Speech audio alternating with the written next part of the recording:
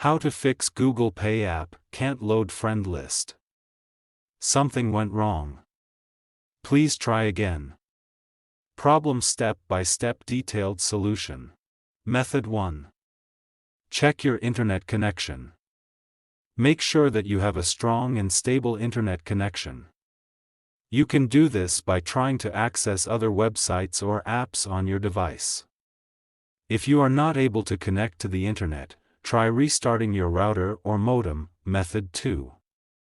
Restart your phone.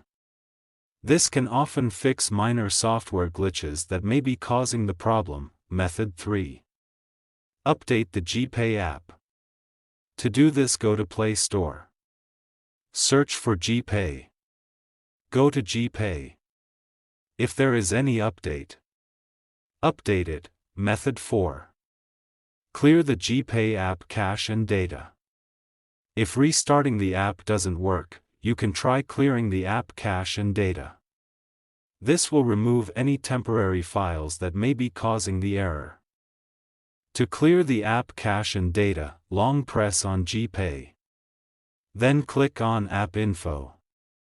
Then click on Force Stop. Then go to Storage Cache. Then click on Clear Cache.